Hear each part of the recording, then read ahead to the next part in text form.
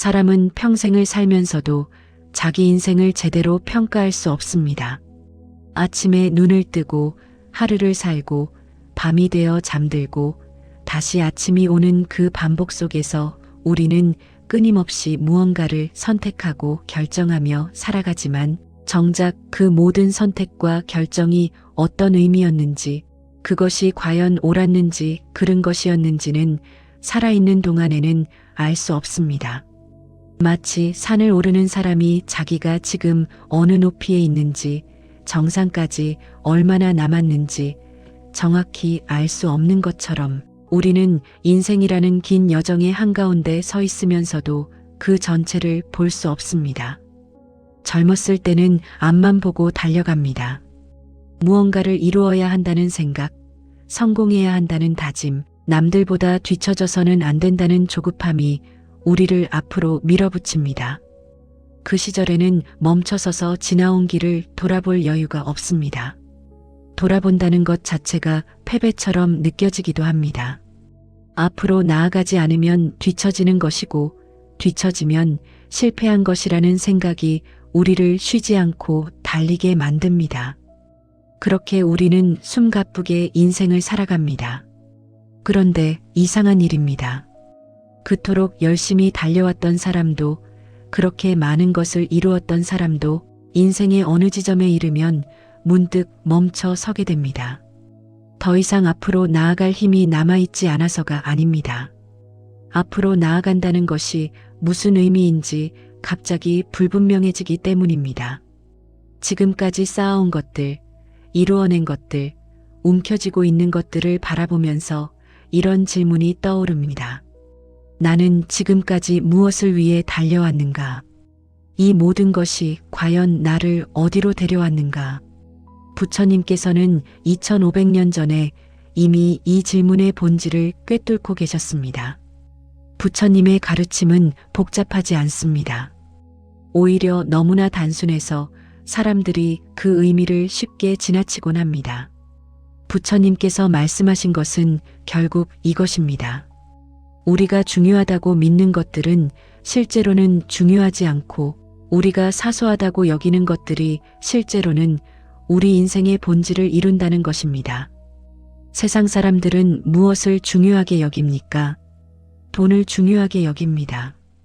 지위를 중요하게 여깁니다. 명예를 중요하게 여깁니다. 소유를 중요하게 여깁니다. 그래서 평생을 그것을 얻기 위해 애씁니다. 더 많이 가지려 하고, 더 높은 곳에 오르려 하고, 더 크게 보이려 합니다. 그것이 성공이라고 배웠고, 그것이 잘 사는 것이라고 믿었기 때문입니다.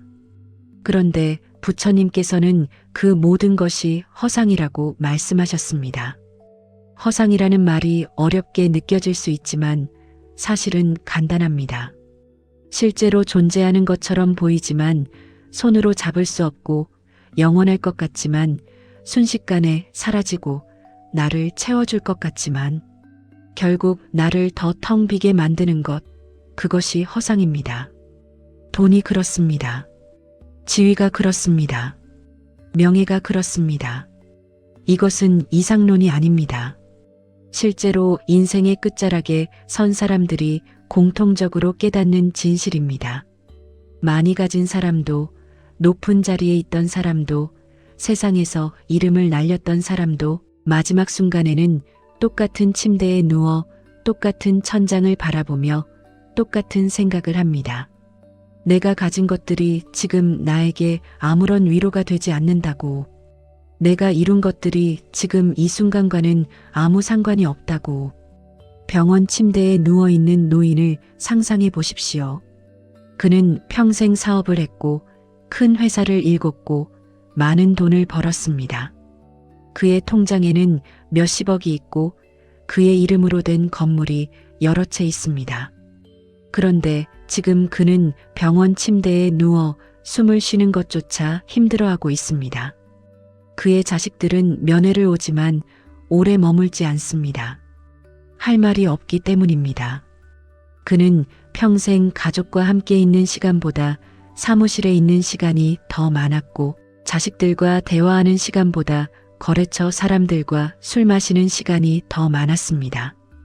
그것이 가장의 책임이라고 생각했고 그것이 가족을 사랑하는 방법이라고 믿었습니다.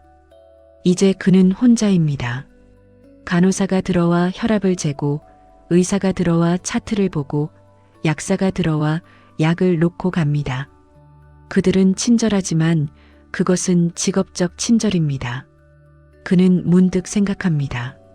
내가 평생 모은 돈이 지금 나에게 무슨 의미가 있는가? 내 이름으로 된 건물이 지금 내 마음을 채워주는가? 그렇지 않습니다. 지금 그가 진정으로 원하는 것은 단 하나입니다. 누군가 진심으로 자기를 생각하며 손을 잡아주는 것입니다. 그런데 그런 사람이 없습니다. 반대로 다른 병실을 상상해 보십시오. 거기에도 노인이 누워 있습니다. 이 노인은 평생 평범하게 살았습니다. 크게 성공한 적도 없고 많은 돈을 번 적도 없습니다. 그저 성실하게 일하고 가족을 돌보고 이웃과 어울리며 살았습니다. 특별히 대단한 일을 한 것도 없습니다. 그런데 이 노인의 병실에는 사람들이 끊이지 않습니다. 자식들이 번갈아 찾아오고 손주들이 할머니, 할아버지를 보러 옵니다. 옛 동네 친구가 들르고 예전 직장 동료가 안부를 묻습니다. 그들은 오래 머뭅니다. 할 말이 많기 때문입니다. 이 두 노인의 차이는 무엇입니까? 한 사람은 많이 가졌고 한 사람은 많이 가지지 못했습니다. 그런데 마지막 순간에 누가 더 평온합니까? 누가 더 외롭습니까? 누가 자기 인생을 후회하고 누가 자기 인생을 받아들입니까? 부처님께서 말씀하신 것은 바로 이것입니다. 소유가 우리를 채우지 못한다는 것, 성공이 우리를 행복하게 만들지 못한다는 것, 많이 가진 것과 잘 산 것은 전혀 다르다는 것. 그런데 사람들은 이것을 너무 늦게 깨닫습니다. 아니, 어쩌면 깨닫지 못한 채로 생을 마감하기도 합니다. 잘 살았다는 것은 무엇입니까? 부처님의 가르침에서 잘 산다는 것은 많이 가지는 것이 아닙니다. 높이 오르는 것이 아닙니다. 크게 이루는 것이 아닙니다. 잘 산다는 것은 집착하지 않는 것입니다. 상처를 남기지 않는 것입니다. 자기가 지나간 자리에 평온을 남기는 것입니다. 집착이라는 말을 들으면 사람들은 흔히 욕심 많은 사람을 떠올립니다. 돈에 집착하는 사람, 권력에 집착하는 사람, 명예에 집착하는 사람을 생각합니다.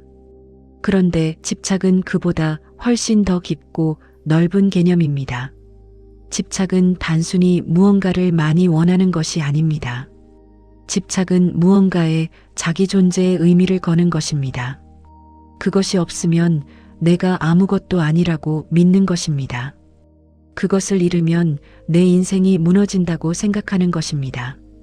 우리는 모두 무언가에 집착하며 삽니다. 어떤 사람은 돈에 집착합니다. 돈이 많아야 안전하다고 믿고 돈이 있어야 행복할 수 있다고 생각합니다. 그래서 돈을 벌기 위해 모든 것을 희생합니다. 건강도 희생하고 관계도 희생하고 지금 이 순간의 행복도 희생합니다. 나중에 돈을 많이 벌면 그때 행복할 수 있다고 믿으면서 어떤 사람은 성공에 집착합니다. 성공해야 인정받을 수 있다고 믿고 성공해야 자기 가치를 증명할 수 있다고 생각합니다. 그래서 끊임없이 더 높은 곳을 향해 달려갑니다. 한 계단 올라서면 다음 계단이 보이고 그 계단을 올라서면 또 다음 계단이 보입니다. 멈추는 순간 뒤처지는 것 같고 쉬는 순간 실패하는 것 같습니다. 어떤 사람은 타인의 시선에 집착합니다. 다른 사람들이 나를 어떻게 보는가, 다른 사람들이 나를 어떻게 평가하는가가 모든 행동의 기준이 됩니다. 좋은 사람으로 보이고 싶고 훌륭한 사람으로 인정받고 싶습니다. 그래서 자기가 진정으로 원하는 것보다 남들이 기대하는 것을 먼저 생각합니다. 자기 내면의 목소리보다 외부의 평가에 더 귀를 기울입니다. 이런 집착들이 우리를 어디로 이끕니까? 평온한 곳으로 이끕니까? 아니면 불안한 곳으로 이끕니까? 행복한 곳으로 이끕니까? 아니면 공허한 곳으로 이끕니까? 돈에 집착한 사람은 아무리 많은 돈을 벌어도 충분하다고 느끼지 못합니다. 항상 더 많이 필요하고 항상 부족합니다. 성공에 집착한 사람은 아무리 높은 곳에 올라가도 만족하지 못합니다. 항상 위가 있고 항상 더 올라가야 합니다. 타인의 시선에 집착한 사람은 아무리 좋은 평가를 받아도 안심하지 못합니다. 누군가는 나를 비판할 것이고 누군가는 나를 싫어할 것이기 때문입니다. 부처님께서는 이것을 무상이라고 말씀하셨습니다. 무상이라는 말도 어렵지 않습니다. 모든 것은 변한다는 뜻입니다. 영원한 것은 없다는 뜻입니다. 지금 가지고 있는 것도 언젠가는 잃게 되고, 지금 누리고 있는 것도 언젠가는 사라지고, 지금 집착하고 있는 것도 언젠가는 내 손을 떠난다는 것입니다. 그런데 사람들은 이것을 믿지 않습니다. 머리로는 알지만 마음으로는 믿지 않습니다. 다른 사람의 일은 그럴 수 있지만 내 일은 다를 거라고 생각합니다. 다른 사람은 잃을 수 있지만 나는 지킬 수 있을 거라고 믿습니다. 그래서 더욱 단단히 움켜쥡니다. 더욱 필사적으로 지키려 합니다. 그러나 시간은 모든 것을 증명합니다. 아무리 단단히 움켜쥐어도 결국은 손가락 사이로 빠져나갑니다. 아무리 필사적으로 지키려 해도 결국은 떠나갑니다. 돈은 쌓았다가 흩어지고, 지위는 올라갔다가 내려오고, 명예는 얻었다가 잃습니다. 건강했던 몸은 약해지고, 또렷했던 정신은 흐려지고, 젊었던 얼굴은 늙어갑니다. 이것은 피할 수 없는 이치입니다. 누구도 예외가 아닙니다. 그렇다면 우리는 아무것도 하지 말아야 합니까? 아무것도 원하지 말아야 합니까? 아무것도 이루지 말아야 합니까? 그것은 부처님의 가르침이 아닙니다. 부처님께서는 무기력하게 살라고 말씀하신 것이 아닙니다. 아무것도 하지 말라고 말씀하신 것이 아닙니다. 부처님께서 말씀하신 것은 집착하지 말라는 것입니다. 소유에 자기 존재를 걸지 말라는 것입니다. 가진 것으로 자기를 규정하지 말라는 것입니다. 일을 할 수 있습니다. 돈을 벌 수 있습니다. 성공을 추구할 수 있습니다. 그러나 그것에 매달리지 말아야 합니다. 그것을 잃으면 내가 무너진다고 생각하지 말아야 합니다. 그것이 전부가 아니라는 것을 알아야 합니다. 더 중요한 것이 있다는 것을 기억해야 합니다. 그렇다면 더 중요한 것은 무엇입니까? 사람은 무엇을 남기고 떠납니까? 돈은 남지 않습니다. 통장의 숫자는 다른 누군가에게 상속되지만 그것이 나를 기억하게 만들지는 않습니다. 자식들은 유산을 받지만 그것으로 아버지를 그리워하지는 않습니다. 오히려 유산 때문에 싸우고 관계가 틀어지고 가족이 원수가 되기도 합니다. 돈은 남지 않습니다. 지위도 남지 않습니다. 아무리 높은 자리에 있었어도 그 자리를 떠나면 그것으로 끝입니다. 누군가 그 자리를 대신하고 세상은 아무 일 없었다는 듯이 돌아갑니다.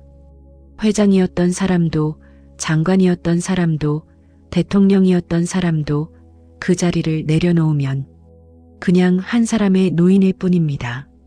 지위는 남지 않습니다. 명예도 남지 않습니다. 세상 사람들의 기억은 짧습니다. 오늘 칭송받던 사람이 내일이면 잊히고 오늘 유명한 사람이 내일이면 낯설어집니다. 시간이 지나면 모든 것이 희미해집니다. 이름도 얼굴도 업적도 기억 저편으로 사라집니다. 명예는 남지 않습니다. 그렇다면 무엇이 남습니까? 부처님께서는 이것을 명확히 말씀하셨습니다. 남는 것은 업이라고. 업이라는 말이 또 어렵게 느껴질 수 있지만 이것도 간단합니다. 업은 행위입니다. 내가 한 말, 내가 한 행동, 내가 남긴 태도입니다. 그것이 쌓여서 흔적이 되고 그 흔적이 내가 누구였는지를 말해줍니다. 말이 남습니다. 내가 누군가에게 했던 말이 그 사람의 인생에 새겨집니다. 따뜻한 말은 그 사람을 일으켜 세우고 차가운 말은 그 사람을 주저앉게 만듭니다. 격려의 말은 용기를 주고 비난의 말은 상처를 남깁니다. 우리는 말을 쉽게 합니다. 생각 없이 내뱉기도 하고 화가 나서 쏟아내기도 합니다. 그러나 그 말들은 사라지지 않습니다. 누군가의 마음속에 그대로 남아서 그 사람의 인생에 영향을 미칩니다. 어린 시절 부모에게 들었던 말을 평생 기억하는 사람들이 있습니다. 넌 할 수 없어. 넌 부족해. 넌 실망스러워라는 말을 들으며 자란 아이는 어른이 되어서도 그 말에서 자유롭지 못합니다. 무언가를 시도하려 할 때마다 그 말이 떠오르고 자신감을 가지려 할 때마다 그 말이 발목을 잡습니다. 반대로 넌 소중해. 넌 잘할 수 있어. 넌 특별해라는 말을 들으며 자란 아이는 어른이 되어서도 그 말에서 힘을 얻습니다. 어려움에 부딪혔을 때 그 말이 위로가 되고 좌절했을 때 그 말이 다시 일으켜 세웁니다. 말은 남습니다. 그것도 아주 오래 남습니다. 때로는 평생을 남습니다. 그래서 말을 함부로 해서는 안 됩니다. 화가 난다고, 기분이 나쁘다고, 상대가 마음에 들지 않는다고 해서 아무 말이나 해서는 안 됩니다. 말은 한번 내뱉으면 다시 담을 수 없습니다. 나중에 후회해도 사과해도 그 말이 남긴 상처는 완전히 사라지지 않습니다. 관계도 남습니다. 내가 누군가와 맺었던 관계의 질이 그 관계에서 내가 어떤 사람이었는지가 남습니다. 진심으로 대했는지 아니면 이용했는지, 존중했는지 아니면 무시했는지, 배려했는지 아니면 상처 주었는지, 이것이 남아서 나를 규정합니다. 가족관계가 그렇습니다. 자식에게 어떤 아버지였는지, 어떤 어머니였는지가 남습니다. 물질적으로 풍족하게 해주었는지가 중요한 것이 아닙니다. 정서적으로 안정감을 주었는지, 무조건적으로 사랑했는지, 있는 그대로 받아들였는지가 중요합니다. 많은 부모들이 이것을 착각합니다. 좋은 학교에 보내고, 좋은 옷을 사주고, 좋은 음식을 먹이면 자식이 행복할 거라고 생각합니다. 그러나 자식이 진정으로 원하는 것은 부모의 관심이고, 부모의 시간이고, 부모의 사랑입니다. 늙은 부모를 찾아가면 많은 경우 비슷한 말을 듣습니다. 내가 자식들한테 해준 게 없어서. 그런데 자세히 들어보면 해준 것이 적어서가 아닙니다. 함께 있어주지 못해서입니다. 말을 들어주지 못해서입니다. 관심을 기울여주지 못해서입니다. 돈은 보냈지만 마음은 보내지 못했고, 선물은 주었지만 시간은 주지 못했습니다. 그래서 지금 관계가 멀어졌고, 자식들이 잘 찾아오지 않고 손주들이 낯설어합니다.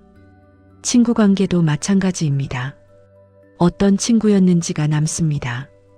어려울 때 곁에 있어 주었는지, 아니면 좋을 때만 가까이 했는지, 진심으로 응원해 주었는지, 아니면 속으로 시기했는지, 비밀을 지켜주었는지, 아니면 뒤에서 말했는지, 이것이 쌓여서 그 사람이 누구였는지를 말해줍니다.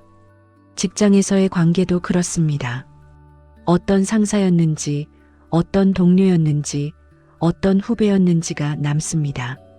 권위적이었는지, 아니면 존중해 주었는지, 공정했는지, 아니면 편파적이었는지, 배려했는지, 아니면 자기 이익만 챙겼는지, 사람들은 기억합니다. 당신이 얼마나 높은 자리에 있었는지는 잊어도 당신이 어떤 사람이었는지는 기억합니다. 태도도 남습니다. 삶을 대하는 태도, 사람을 대하는 태도, 어려움을 대하는 태도가 남습니다. 겸손했는지, 아니면 오만했는지, 감사했는지, 아니면 불평했는지, 긍정적이었는지, 아니면 부정적이었는지, 이것이 주변 사람들에게 영향을 미치고 그 영향이 다시 나에게 돌아옵니다. 어떤 사람은 주변을 밝게 만듭니다. 그 사람이 있으면 분위기가 좋아지고 사람들이 편안해집니다. 특별히 재미있는 말을 하는 것도 아니고 특별히 대단한 일을 하는 것도 아닙니다. 그냥 그 사람의 존재 자체가 따뜻합니다. 그런 사람은 많이 가지지 않아도 높은 곳에 있지 않아도 사람들에게 기억됩니다. 그리운 사람으로 남습니다.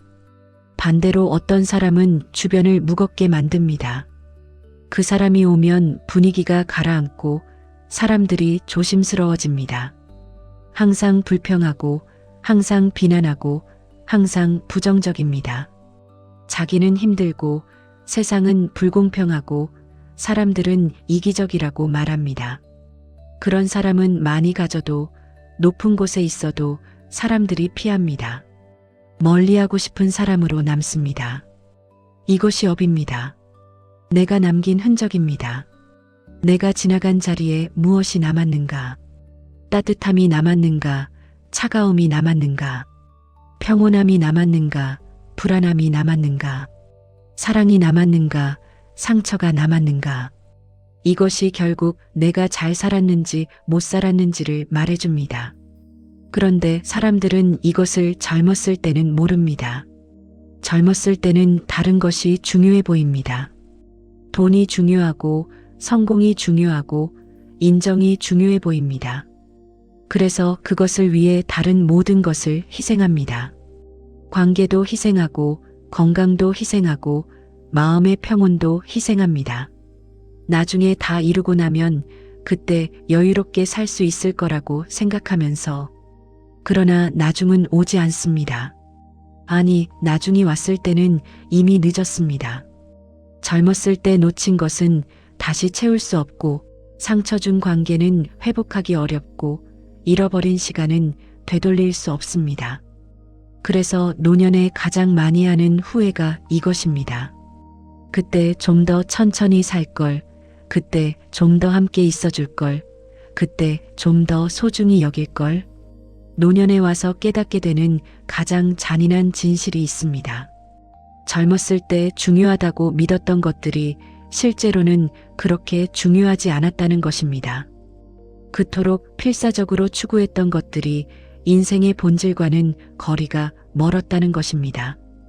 돈을 더 벌기 위해 가족과의 시간을 포기했던 것, 승진하기 위해 건강을 해쳤던 것, 남들에게 잘 보이기 위해 진짜 내 모습을 숨겼던 것, 이 모든 것이 결국 무의미했다는 것을 깨닫습니다. 이것은 단순한 후회가 아닙니다. 이것은 자기 인생 전체를 다시 보게 만드는 깨달음입니다. 내가 평생을 걸고 추구했던 것이 잘못된 것이었다는 것을 알게 되는 순간 사람은 깊은 허무에 빠집니다. 그동안 무엇을 위해 살았는가? 그 모든 시간, 그 모든 노력, 그 모든 희생이 헛된 것이었는가? 더 잔인한 것은 이것입니다. 젊었을 때는 시간이 많다고 생각했지만 실제로는 시간이 없었습니다. 바쁘게 살았고 여유가 없었고 멈출 수 없었습니다. 그런데 나이가 들어 시간이 생겼을 때는 이미 많은 것이 지나가고 없습니다. 자식들은 다 커서 독립했고 친구들은 멀어졌고 부모님은 돌아가셨습니다. 이제야 함께하고 싶지만 함께할 사람이 없습니다. 이제야 소중히 여기고 싶지만 소중히 여길 대상이 남아있지 않습니다. 그래서 노인들은 과거를 자주 떠올립니다. 그리운 것이 아닙니다. 후회하는 것입니다. 그때 좀 더 잘할 수 있었는데, 그때 좀 더 현명하게 살 수 있었는데, 그때 좀 더 사랑할 수 있었는데 하는 후회입니다. 그러나 시간은 되돌릴 수 없습니다. 과거는 과거로 고정되어 있고 바꿀 수 없습니다. 늙어서 가장 많이 후회하는 사람들의 공통점이 있습니다. 그들은 많이 가진 사람들입니다. 성공한 사람들입니다. 세상이 부러워하는 삶을 살았던 사람들입니다. 그런데 정작 자기 자신은 만족하지 못합니다. 행복하지 않습니다. 평온하지 않습니다. 왜냐하면 무언가 중요한 것을 놓쳤다는 것을 알기 때문입니다. 무엇을 놓쳤는지 정확히 설명할 수는 없지만 분명히 무언가 잘못되었다는 것을 느낍니다. 반면에 늙어서도 평온한 사람들이 있습니다. 그들의 공통점은 무엇입니까? 그들은 많이 가지지 못했습니다. 크게 성공하지 못했습니다. 세상이 부러워할 만한 것이 별로 없습니다. 그런데 자기 삶에 만족합니다. 후회가 적습니다. 평온합니다. 왜냐하면 그들은 중요한 것을 놓치지 않았기 때문입니다. 관계를 소중히 여겼고 순간을 누렸고 작은 것에 감사했습니다. 부처님의 가르침은 바로 이것을 말합니다. 잘 산다는 것은 크게 사는 것이 아니라 깊게 사는 것입니다. 많이 가지는 것이 아니라 제대로 누리는 것입니다. 높이 오르는 것이 아니라 평온하게 머무는 것입니다. 그렇다면 어떻게 사는 것이 깊게 사는 것입니까? 어떻게 사는 것이 제대로 누리는 것입니까? 어떻게 사는 것이 평온하게 머무는 것입니까? 부처님께서는 구체적인 방법을 말씀하지 않으셨습니다. 대신 원칙을 말씀하셨습니다. 집착하지 말라. 자아에 매달리지 말라. 있는 그대로 보라. 실제로 잘 살다 간 사람들을 보면 몇 가지 공통점이 있습니다. 첫째, 그들의 삶은 크지 않았습니다. 화려하지 않았습니다. 눈에 띄지 않았습니다. 그들은 조용히 살았습니다. 자기 자리에서 묵묵히 자기 일을 했습니다. 세상의 주목을 받으려 하지 않았고 인정받으려 애쓰지 않았습니다. 그저 자기가 해야 할 일을 성실하게 했고 자기가 사랑하는 사람들을 돌보았고 자기에게 주어진 하루하루를 살아냈습니다. 둘째, 그들의 말은 많지 않았습니다. 그들은 말을 아꼈습니다. 필요한 말만 했고 진실한 말만 했습니다. 남을 비난하지 않았고 험담하지 않았고 자랑하지 않았습니다. 그들의 말은 무게가 있었습니다. 말을 적게 했기 때문에 하는 말마다 의미가 있었고 들을 가치가 있었습니다. 사람들은 그들의 말을 기억했고 그 말에서 위로를 받았습니다. 셋째, 그들은 관계에서 상처를 남기지 않으려 애썼습니다. 완벽하지는 않았습니다. 때로는 실수도 했고 화도 냈고 잘못도 했습니다. 그러나 그들은 자기 잘못을 인정할 줄 알았습니다. 사과할 줄 알았습니다. 용서를 구할 줄 알았습니다. 그들은 관계가 무너지는 것을 방치하지 않았습니다. 다리가 끊어지기 전에 고쳤고 상처가 깊어지기 전에 치유했습니다. 넷째, 그들은 작은 것에 감사했습니다. 큰 행운을 바라지 않았습니다. 대단한 성공을 꿈꾸지 않았습니다. 그들은 지금 여기에 있는 것에 감사했습니다. 오늘 하루가 무사히 지나간 것, 가족이 건강한 것, 따뜻한 밥을 먹을 수 있는 것, 이런 평범한 것들에 감사했습니다. 그래서 그들은 항상 풍요로웠습니다. 많이 가지지 않았지만 풍요로웠습니다. 부족함이 없었습니다. 다섯째, 그들은 비교하지 않았습니다. 남의 삶을 부러워하지 않았습니다. 남보다 잘 살아야 한다는 강박이 없었습니다. 그들은 자기 삶에 집중했습니다. 남들이 무엇을 가졌는지, 남들이 어떻게 사는지는 중요하지 않았습니다. 중요한 것은 자기가 원하는 삶을 사는 것, 자기 가치에 맞게 사는 것, 자기 양심에 부끄럽지 않게 사는 것이었습니다. 이런 사람들은 죽음 앞에서도 평온합니다. 두렵지 않습니다. 아쉽지 않습니다. 왜냐하면 그들은 자기가 살아야 할 대로 살았기 때문입니다. 후회할 것이 적기 때문입니다. 미련이 없기 때문입니다.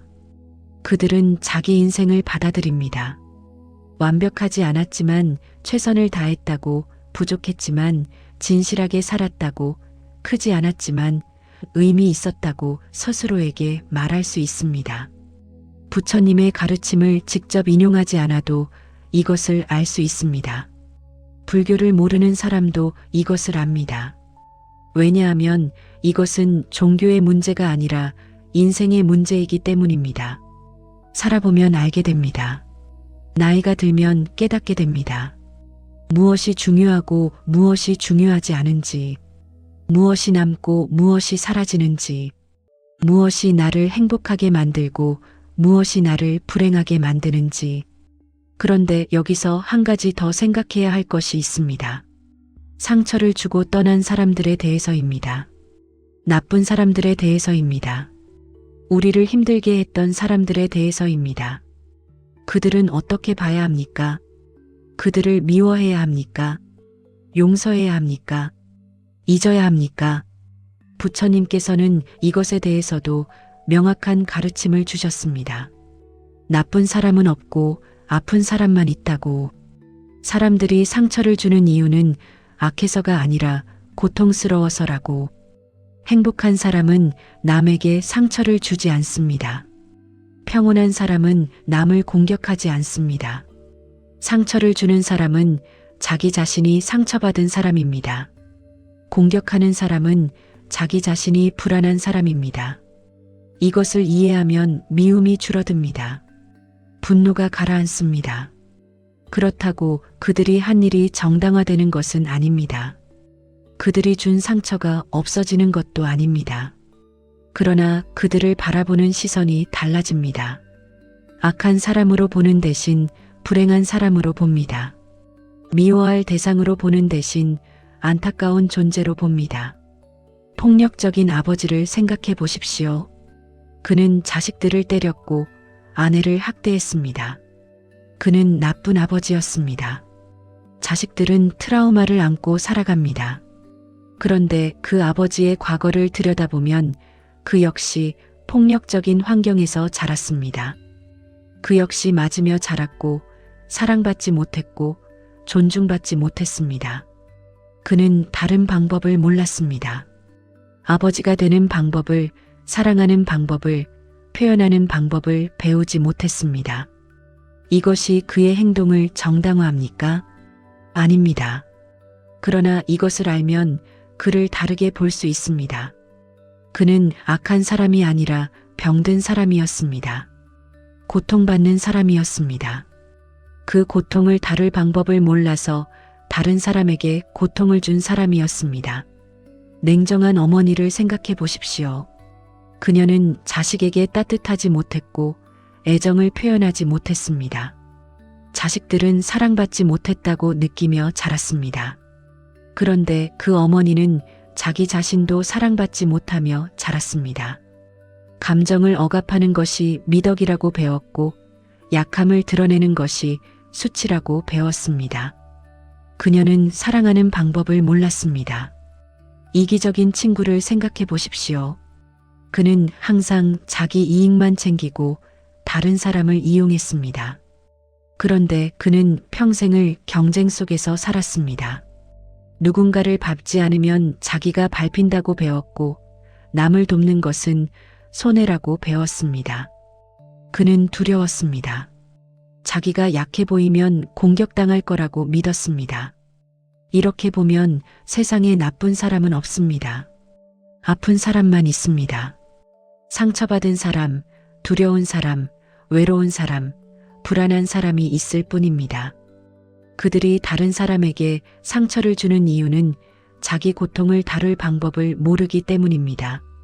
자기 상처를 치유하는 대신 다른 사람에게 전가하기 때문입니다. 부처님께서 말씀하신 자비는 이것입니다. 단순히 착하게 사는 것이 아닙니다. 남의 잘못을 무조건 용서하는 것도 아닙니다. 자비는 이해입니다. 모든 사람이 고통받고 있다는 것을 아는 것입니다. 나쁜 행동 뒤에는 깊은 아픔이 있다는 것을 보는 것입니다. 이것을 알면 미움이 연민으로 바뀝니다. 분노가 슬픔으로 바뀝니다. 복수하고 싶은 마음이 안타까운 마음으로 바뀝니다. 이것이 해탈입니다. 미움의 굴레에서 벗어나는 것입니다. 누군가를 미워하면 그 사람은 떠나도 미움은 남습니다. 그 미움이 나를 계속 괴롭힙니다. 밤에 잠들지 못하게 하고 평온을 빼앗아가고 행복을 방해합니다. 그러나 이해하면 놓을 수 있습니다. 그 사람을 용서할 수는 없어도 미워하지는 않을 수 있습니다. 관계를 회복할 수는 없어도 마음의 평안은 되찾을 수 있습니다. 이것이 진정한 자유입니다. 누군가에게 휘둘리지 않는 것입니다. 과거에 묶이지 않는 것입니다. 그렇다면 우리는 지금 무엇을 해야 합니까? 어떻게 살아야 합니까? 이미 저지른 잘못은 어떻게 해야 합니까? 이미 준 상처는 어떻게 해야 합니까? 너무 늦은 것은 아닙니까? 부처님께서는 이것에 대해서도 답을 주셨습니다. 늦은 것은 없다고. 지금 이 순간부터 다르게 살 수 있다고. 과거는 바꿀 수 없지만 지금은 선택할 수 있다고. 마지막 순간에 스스로에게 던지게 되는 질문이 있습니다. 누구나 죽음 앞에서 이 질문을 만납니다. 회피할 수 없습니다. 외면할 수 없습니다. 그 질문은 이것입니다. 나는 무엇을 쥐고 살았는가? 평생 무엇을 움켜쥐려 했는가? 무엇을 놓지 못했는가? 무엇에 집착했는가? 돈이었습니까? 성공이었습니까? 인정이었습니까? 그것을 위해 무엇을 희생했습니까? 그것을 얻었습니까? 얻었다면 그것이 나를 행복하게 만들었습니까? 이 질문에 답하기는 쉽지 않습니다. 왜냐하면 정직해야 하기 때문입니다. 자기 자신에게 거짓말할 수 없기 때문입니다. 살아있을 때는 자기를 속일 수 있습니다. 합리화할 수 있습니다. 변명할 수 있습니다. 그러나 마지막 순간에는 그럴 수 없습니다. 진실만이 남습니다. 또 다른 질문도 있습니다. 나는 누구의 인생에 어떤 사람이었는가? 자식들에게 나는 어떤 부모였는가? 따뜻했습니까? 차가웠습니까? 함께 있어 주었습니까? 부재했습니까? 있는 그대로 사랑했습니까? 조건부로 사랑했습니까? 배우자에게 나는 어떤 동반자였는가? 존중했습니까? 무시했습니까? 배려했습니까? 이기적이었습니까? 친구들에게 나는 어떤 친구였는가? 진실했습니까? 거짓되었습니까? 곁에 있어 주었습니까? 이용했습니까? 이 질문들은 왜 마지막 순간에 가장 무거워질까요? 왜 살아있을 때는 중요하지 않은 것 같다가 죽음 앞에서는 전부가 될까요?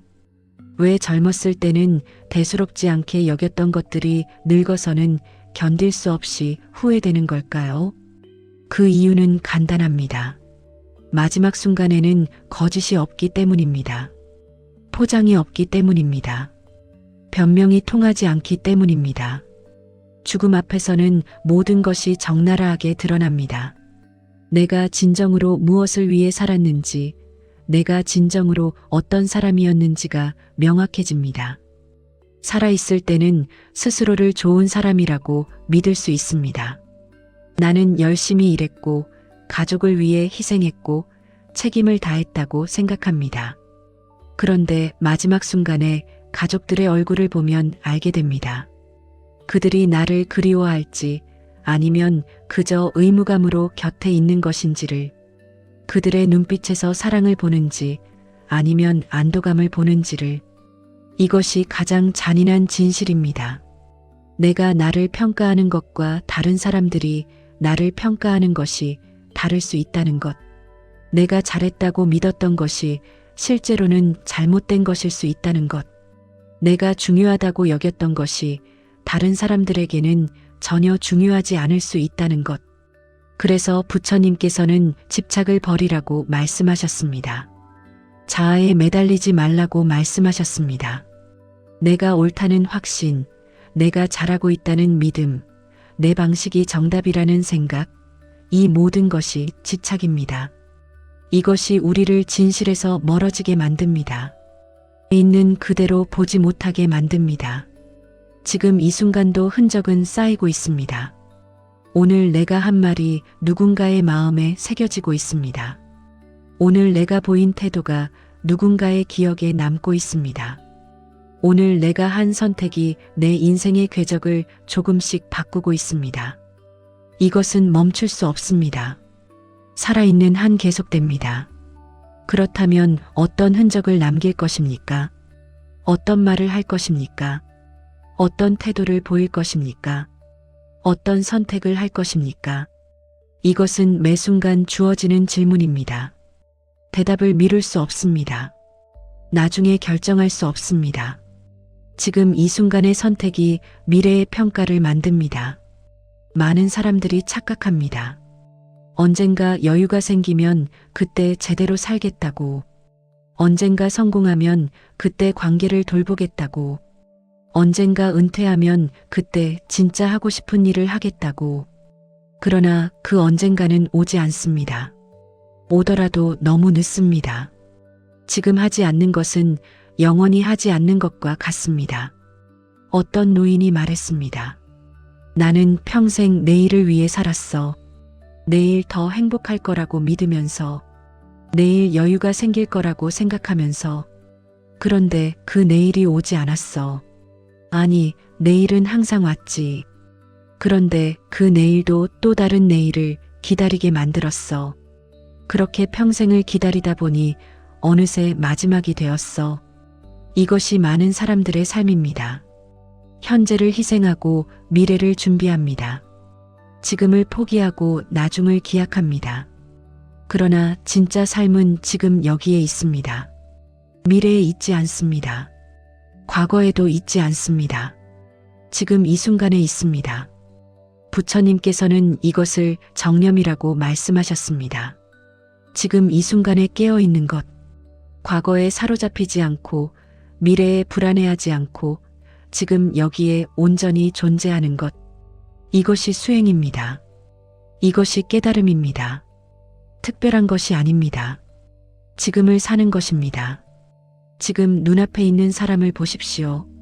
그 사람이 무엇을 말하는지 듣고 있습니까? 그 사람의 표정을 보고 있습니까? 그 사람의 감정을 느끼고 있습니까? 아니면 다른 생각을 하고 있습니까? 나중에 할 일을 생각하고 있습니까? 아까 있었던 일을 곱씹고 있습니까?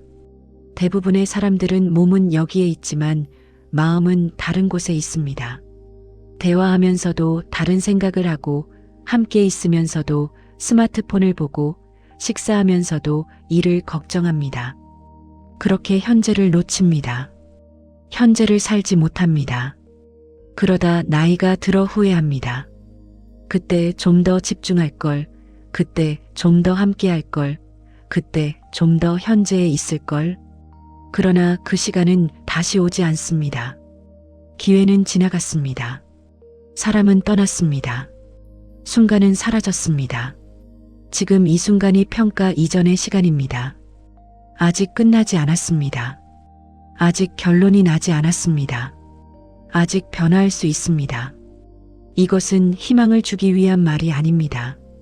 사실을 말하는 것입니다. 살아있는 한 새로운 흔적을 만들 수 있습니다. 다른 선택을 할 수 있습니다. 다른 사람이 될 수 있습니다.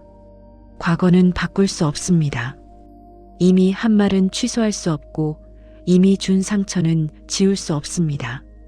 그러나 지금부터 다른 말을 할 수 있습니다. 지금부터 다른 태도를 보일 수 있습니다. 지금부터 다른 흔적을 남길 수 있습니다.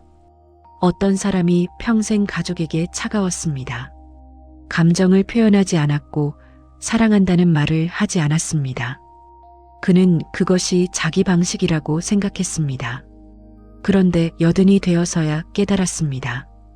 자기 방식이 틀렸다는 것을, 가족들이 상처받았다는 것을. 그래서 그는 바꾸기 시작했습니다. 여든의 나이에 처음으로 사랑한다는 말을 했습니다. 처음으로 포옹을 했습니다. 서툴렀지만 진심이었습니다. 그의 자식들은 처음에는 당황했습니다. 평생 그런 모습을 본 적이 없었기 때문입니다. 그러나 점차 마음을 열었습니다. 아버지가 변하려 애쓴다는 것을 알았기 때문입니다. 완벽하지는 않았지만 과거와는 달랐습니다. 그리고 그것으로 충분했습니다. 과거의 상처가 완전히 치유되지는 않았지만 새로운 관계가 시작되었습니다. 이것이 가능합니다. 늦었다고 생각할 때가 사실은 가장 빠른 때입니다. 지금 시작하지 않으면 더 늦습니다. 내일로 미루면 내일 또 미루게 됩니다. 지금이 아니면 영원히 하지 못합니다. 그렇다고 극적인 변화를 만들어야 하는 것은 아닙니다. 거창한 결심을 할 필요도 없습니다.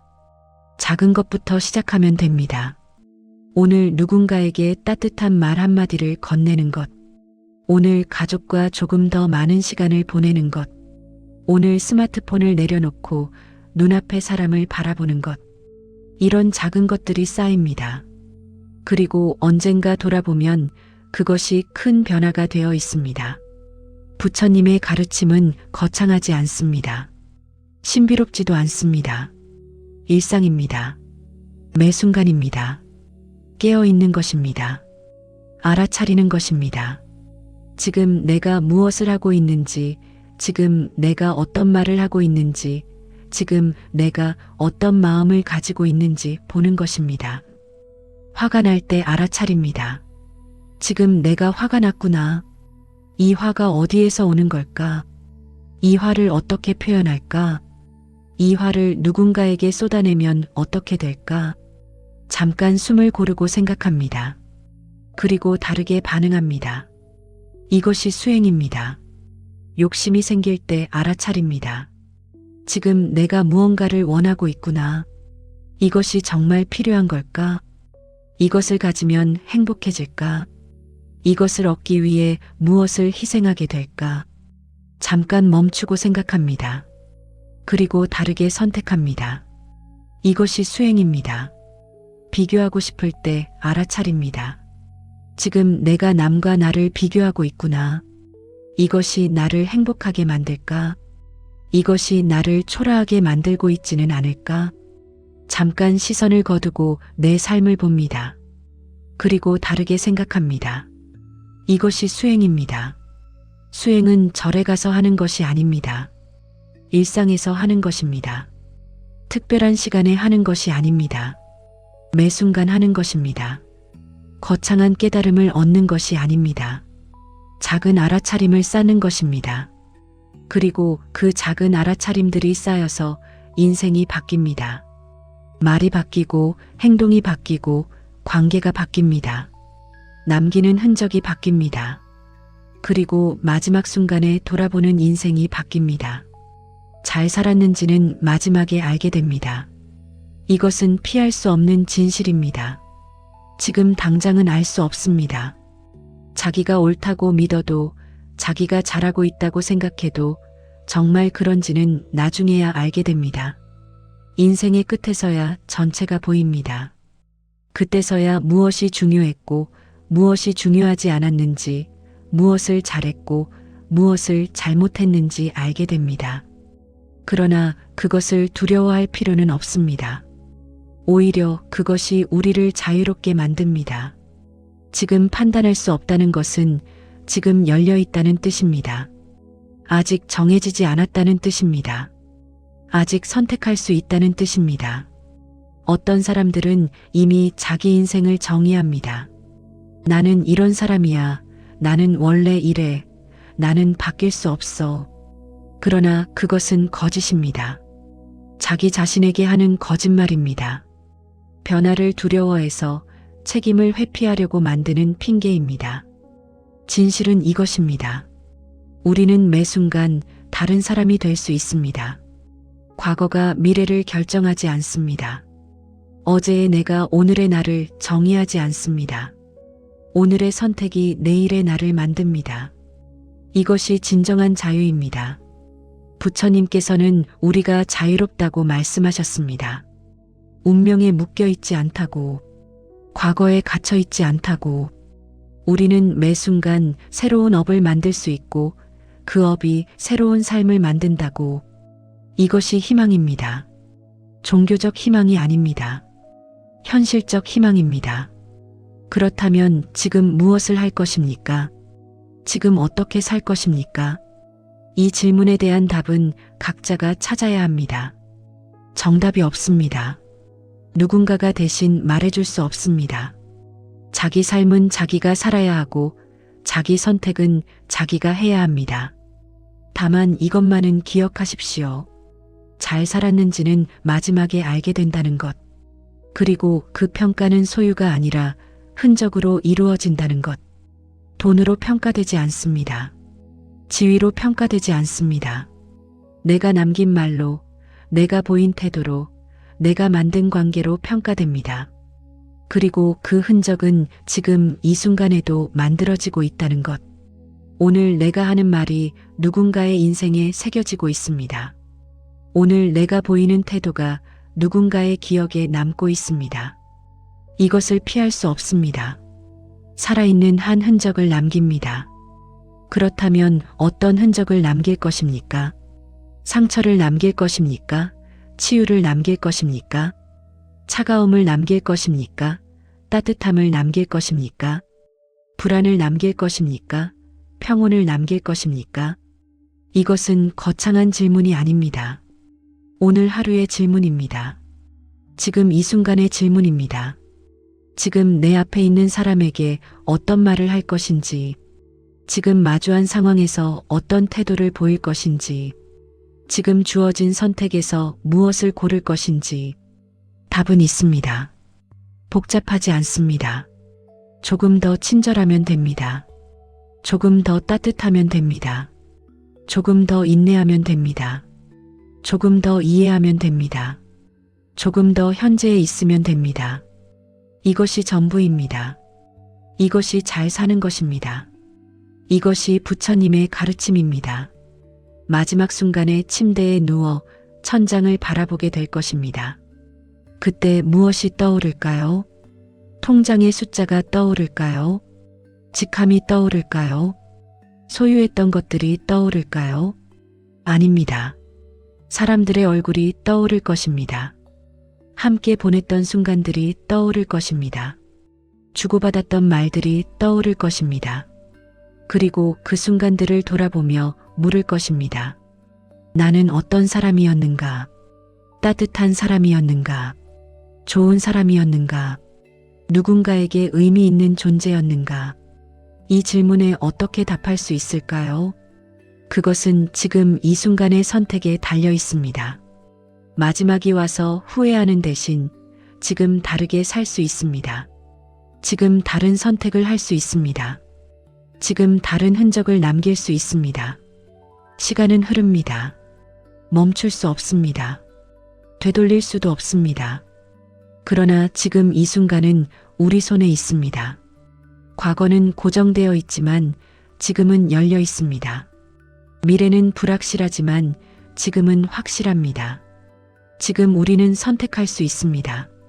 그리고 그 선택들이 쌓여서 인생이 됩니다. 어떤 인생이 될지는 아직 모릅니다. 잘 살았는지는 마지막에야 알게 될 것입니다. 그러나 적어도 이것만은 확실합니다. 지금 이 순간에 최선을 다하면 나중에 후회는 조금 덜할 것입니다. 지금 이 순간에 진실하게 살면 마지막에 평온은 조금 더 클 것입니다. 부처님의 가르침은 결국 이것입니다. 잘 살라는 것, 지금 이 순간을 살라는 것, 집착하지 말고 깨어있고 자비롭게 살라는 것, 그러면 마지막 순간에 평온할 수 있다는 것. 그 평온이 무엇입니까? 성공의 기쁨이 아닙니다. 소유의 만족도 아닙니다. 그것은 받아들임입니다. 자기 삶을 있는 그대로 받아들이는 것입니다. 완벽하지 않았지만 최선을 다했다고, 실수도 많았지만 진심이었다고, 부족했지만 의미 있었다고 말할 수 있는 것입니다. 이것이 잘 산 삶입니다. 크지 않아도, 화려하지 않아도, 성공적이지 않아도 괜찮습니다. 진실했으면 됩니다. 따뜻했으면 됩니다. 상처보다 치유를 더 많이 남겼으면 됩니다. 지금 이 순간도 시간은 흐르고 있습니다. 어느새 해가 지고, 어느새 계절이 바뀌고, 어느새 한 해가 갑니다. 그렇게 시간은 흘러서 어느새 인생의 끝에 다다릅니다. 그때 돌아보게 될 것입니다. 내가 어떻게 살았는지, 무엇을 남겼는지, 어떤 사람이었는지, 그 순간이 평온하기를 바랍니다. 후회로 가득하지 않기를 바랍니다. 미련이 적기를 바랍니다. 그러기 위해서는 지금부터 다르게 살아야 합니다. 지금부터 다른 선택을 해야 합니다. 지금부터 다른 흔적을 남겨야 합니다. 잘 살았는지는 마지막에 알게 됩니다. 그러나 그것은 미래의 일입니다. 지금은 아직 살고 있습니다. 아직 쓰고 있습니다. 아직 만들고 있습니다. 그리고 그것으로 충분합니다. 지금을 충실히 살면 마지막은 저절로 따라올 것입니다. 당신이 지나간 자리에는 무엇이 남아 있습니까? 그것을 생각해 보십시오. 오늘 당신이 만난 사람들의 마음에 무엇이 새겨졌습니까? 따뜻함이었습니까? 차가움이었습니까? 위로였습니까? 상처였습니까? 내일은 또 다른 하루가 올 것입니다. 그리고 그 하루에도 선택의 순간들이 올 것입니다. 그때 어떻게 선택할 것입니까? 어떤 말을 할 것입니까? 어떤 태도를 보일 것입니까? 어떤 흔적을 남길 것입니까? 답을 찾는 것은 당신의 몫입니다. 누가 대신 살아줄 수 없습니다. 누가 대신 선택해 줄 수 없습니다. 당신의 삶은 당신이 만들어가는 것입니다. 매 순간, 매 선택으로. 그리고 언젠가 아주 먼 훗날 당신도 마지막 순간을 맞이할 것입니다. 그때 무엇을 느낄까요? 무엇을 생각할까요? 무엇을 후회하고 무엇을 감사할까요? 그것은 아직 알 수 없습니다. 그러나 지금의 선택이 그 대답을 만들고 있다는 것만은 확실합니다.